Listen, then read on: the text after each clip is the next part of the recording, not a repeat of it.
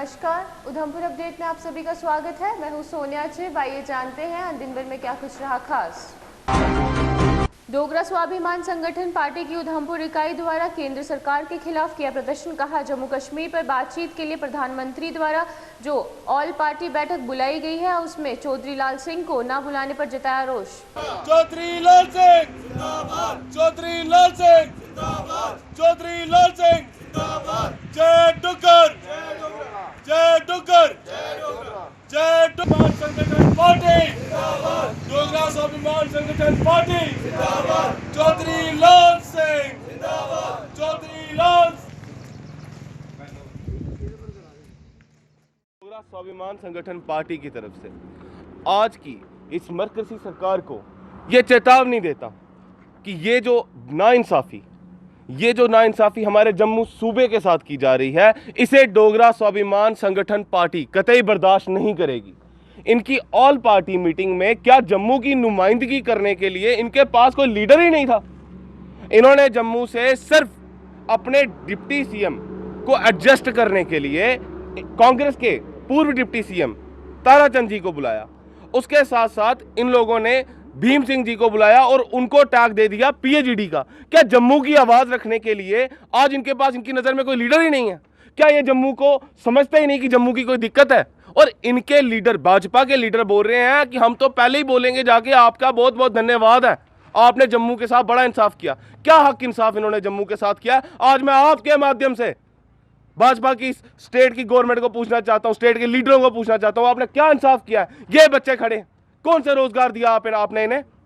4th class के नाम पे केस लेवल के एग्जाम डाल दिए, कौन सा रोजगार आपने दिया? हर जगह वाइन शॉप खोल दी, मंदिरों के शहर को शराब का अड्डा बना दिया आप लोगों ने माइंस एंड मिनरल्स में 5-5 गुना पैसे वसूल के हमारे घरों में, हमारी जेबों में डाके डाले। आप लोगों ने हमें हमारे कल्चर से वंचित कर दिया। आप लोगों की वजह से आज जम्मू का युवा सड़कों पे दर-दर हुआ बैठा। तो ये लोग बोल रहे हैं इंसाफ करेंगे, और जम्मू की बात रखेगा कौन? जो खुद आगे जाके वहां पे नतमस्तक होकर बैठ जाएंगे। ये मैं आज आपके माध्यम से अवाम को भी बताना चाहता हूं कि अवाम भी समझे कि ये जो पार्टी जम्मू की बात कर रही है, जिसको आपने 25 सीटें दी, जिसको आपने डीडीसी में बहुमत दिया, जिसे आपने हर जगह अपने लिए सही समझा, उस पार्टी ने आखिर आपके साथ किया क्या? वार्ड नंबर 1 में पड़ने वाले वीआईपी मार्ग पर हो रहे नालियों व ब्लैक टॉपिंग के काम में घटिया सामग्री इस्तेमाल होने पर वार्ड वासियों ने जताया रोष।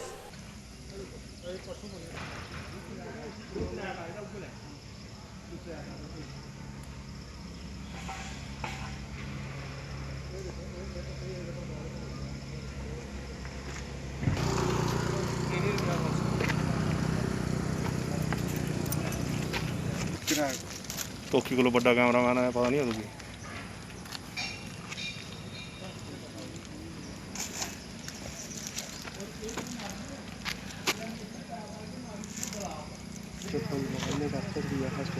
आपको मैं पहले ये बता दूं कि ये प्रीति खजूरिया जो इस वार्ड की काउंसलर हैं, पिछले लगभग 1.5-2 साल से हम इसमें जद्दोजहद कर रहे हैं। हमने ये काम रखवाया और अब ये काम सैंक्शन हो गया। लगभग पिछले काफ़ी समय से ये काम सैंक्शन है, लेकिन कोविड की और बरसातों की वजह से पीछे ये काम नहीं हो पाया।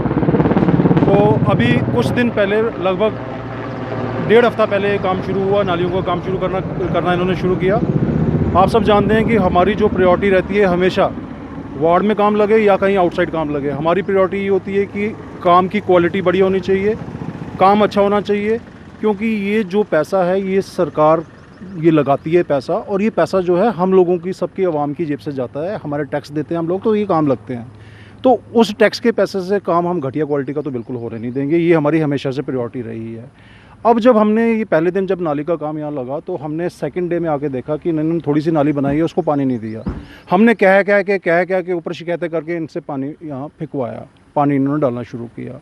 अब इन्होंने जब नाली डालने की बात आई, नाली आपने देखा होगा पीछे से लेके यहाँ तक नाली बनाई। नाली में एक प्रॉपर तरीके से बेड होता है। ये तो एक अनाड़ी आदमी को भी पता है कि नाली बनाने से पहले उसका बेड बनता है, फिर उसके ऊपर कैंकरे से उसकी दुरमुठ लेके उसको अच्छी तरह से दबाया जाता है, और उसके बाद फिर जो है उसके ऊपर प्लस्तर या जो भी है बजरी और उसका रेत का किया जाता है। लेकिन ऐसा नहीं हो रहा। अभी आप खुदाई करके अभी देख लो, यहाँ अभी आपने देखा, अभी नाली 4 दिन पहले बनी है, नाली में क्रैक आए हुए हैं। जो अभी आप देखो, अभी काम आधा हो रहा था तो मैंने इनको बोला रुको भाई, आप काम ठीक तरीके से करो। पत्थर डाले हुए हैं नीचे ऑलरेडी, पत्थर जो यहाँ ये एग्जिस्ट पड़े हुए हैं पत्थर यही उसमें डाले हुए हैं, उसी के ऊपर रेत बजरी कर रहे हैं। तो इस तरीके का ये पूरी तरह से पूरा कंप्लीट नहीं किया और जा दूसरी बात ये है कि डिपार्टमेंट के हमने बात हुई, हमने पहले उनसे पूछा डिपार्टमेंट वालों से कि भैया बताइए लेंथ कितनी है आपकी, वर्क ऑर्डर क्या है। कॉन्ट्रैक्टर को पता नहीं जी लेंथ, कभी बोलता है 600, कभी बोलता है 700। फिर हमने पूछा ब्रेथ कितनी है, इसकी चौड़ाई कितनी है, पता नहीं है। अभी मैं डिपार्टमेंट में गया हुआ था, अभी मैंने डिपार्टमेंट में जाके एक्शन साहब को सारी बात बताई कि ये जो नाली है, नाली यहाँ से लेकर थ्रू हाईवे तक होनी है। अगर हम इतनी मेहनत करके यहाँ तारकोल डालेंगे तो आपकी नाली ही नहीं बनी होंगी तो ये टूट जाएगी, किसी हमारे लोगों के फ़ायदा ही नहीं आएगा इसको। आगे लोग पिछले कई सालों से, आप सब लोग भी यहाँ रहते हैं, VIP रोड इसको नाम दिया। पंजारी क्षेत्र में कृषि विभाग द्वारा लगाया गया जागरूकता कैंप, जिसमें किसानों को सरकार द्वारा चलाई गई कृषि योजनाओं के प्रति जागरूक किया। कोई पत्ती पई जाती जमीन च पस्सी आई तो वजह ने फसल खराब हुई। त्री आई आसमानी बिजली कन्नै पूरा अग लगी जाती, फसल खराब हो जाती। उसके बाद आई है पानी जमा होना, ठीक है। 5वां नंबर आई है बदल फटना, ठीक है। ये आज का जो हमारा कैंप जो जोनल हेडक्वार्टर पंचारी में जो आयोजित किया गया, ये प्रधानमंत्री फसल बीमा योजना के ऊपर आधारित था। इसमें आज हमने अपने किसान भाइयों को फसल बीमा योजना जो एक स्कीम चल रही है सेंटर की, जिसमें फसल का बीमा किया जाता है, उसको हमने विस्तार रूप से उसके ऊपर चर्चा की है। तो आज ये जो रिलायंस जनरल इंश्योरेंस के जो अधिकारी हैं वो भी हमारे साथ आए हैं। तो आज हमने किसानों को स्केल ऑफ फाइनेंस के ऊपर हमने डिटेल से बताया कि अगर हमने वीट लगानी हो, गंदम लगानी हो, तो उसका पर कनाल क्या है हमारा फाइनेंस का स्केल। अगर मेज़ लगाते हैं, मक्का लगाते हैं तो उसका क्या है। अगर पैडी लगाते हैं, धान की खेती करते हैं, तो अगर उसका इंश्योरेंस किसी किसान भाई ने करवाना है तो उससे पर कनाल कितना पे करना है, ये हमने इस पे चर्चा की है।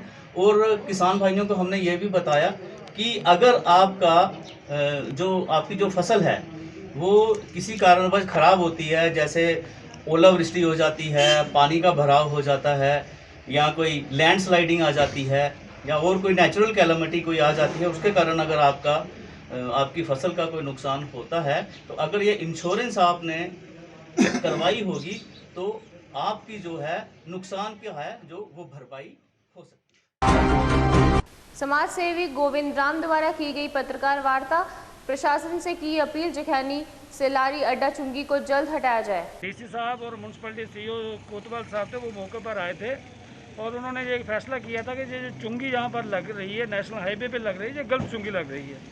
हम काफ़ी सारे लोग उनके साथ वार्तालाप हुआ और उन लोगों से हमने कहा कि सभी लोगों ने मिलकर कहा कि ये चुंगी आप गलत जगह पे लगा रहे हो। उस टाइम भी कोरोना था, पिछले साल भी कोरोना था। कोरोना की वजह से बच्चे स्कूल नहीं जा पा रहे हैं और लगभग 1.5 साल हो गया कि जहाँ पर जाम की स्थिति थोड़ी कम है। भगवान करे ये माहौल जल्दी ठीक हो और जब बच्चे स्कूल जाएंगे, जब एक भी जैसे ये लोग जोर ज़बरदस्ती पर जहाँ पर चुंगी काट रहे हैं और ट्रकों की लाइन लग जाती है, तो जब जहाँ पर जाम की स्थिति पैदा होती है और माहौल ख़राब होने की वजह बनती है, नंबर 1। दूसरा, मैं ये कल एक उनके जो जहाँ की जो चुंगी जिन्होंने ली है और प्रेस वार्ता कर रहे थे, वो दिल्ली वेटरी एडमिनिस्ट्रेशन को ये बता रहे थे कि जो जखैनी के लोग हैं ये बदमाश हैं। उनकी बातों से सुनिए कि वहाँ पे लोगों ने मुझे धमकाया कि मैं आपके गाड़ी रूट कर लूँगा, वो कर लूँगा, फलाना। वो बिल्कुल सरासर गलत है।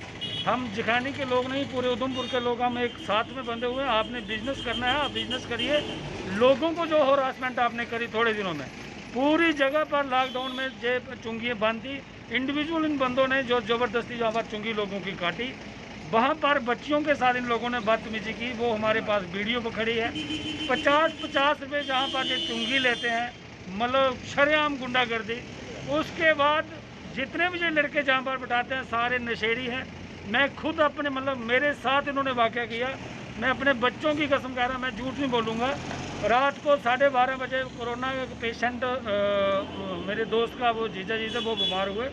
हम गैस सिलेंडर उनके घर देने के लिए गए, जो गैस ऑक्सीजन वाला वो है, वो उनको देने के। तो 1:30 बज गए। जब 1:30 बजे मैं वहाँ से निकला तो एक बंदे ने रास्ता खींचा और मेरी गाड़ी के सामने आ गया और भगवान का लाख लाख शुक्र है, कोई बड़ा हादसा नहीं हो सकता उस लड़के को ही लगती। मैं जब निकला मैंने उससे बोला यार ये कैसा रस्सा लगाया, इसको बाहर कर दो। उसने मतलब टालम टोल किया। जब मैं बाहर निकला पीछे से मुझे गाली दे देता है। शराब की धुन में थे लेकिन मैंने किसी से बात नहीं की। लेकिन मैं नमन करता हूँ उन बच्चों को जिन लोगों ने ये स्टेप उठाया हुआ है कि जहाँ पर ये चुंगी है बिल्कुल सरासर गलत है। नेशनल हाईवे पे चुंगी नहीं होती है। मैं डीसी मैडम जी से भी ये रिक्वेस्ट करता हूँ, ये गलत चुंगी लगी है क्योंकि आने वाला समय बिल्कुल ठीक हो रहा है जहाँ पर हज़ारों की तादाद से बच्चे जो स्कूल जाते हैं, अगर ये चुंगी होगी वहाँ पर उन लोगों को काफ़ी मुश्किल होगी। और जो जैसे ये लोग प्रेस वार्ता करके लोगों को डरा रहे हैं, गुमराह कर रहे हैं, ऐसी कोई बात नहीं। जहाँ पर डरने वाला कोई नहीं है, कानून से ऊपर कोई नहीं है। हम हर चीज़ कानून को मद्देनज़र रख के करेंगे। हमारा सबसे पहले सभी लोगों ने ये सोच लिया कि जहाँ पर चुंगी नहीं लगेगी। सीओ साहब ने भी हमें आश्वासन दिया कि ये चुंगी उठा लेंगे। अगर आज या कल ये चुंगी लोग नहीं उठाते हैं, सारे लोग बाहर आकर ये चुंगी उठा लेंगे। अगर चुंगी ये नहीं उठाते, अगर लोगों ने चुंगी उठाई फिर ये लोग एलिगेशन लगाएंगे। उससे पहले एडमिनिस्ट्रेशन को चाहिए कि चुंगी खुद ही उठा ले, लोग बाहर ना आए, माहौल ख़राब ना हो। शुक्रिया। इसी के साथ मुझे दीजिए इजाज़त। नमस्कार।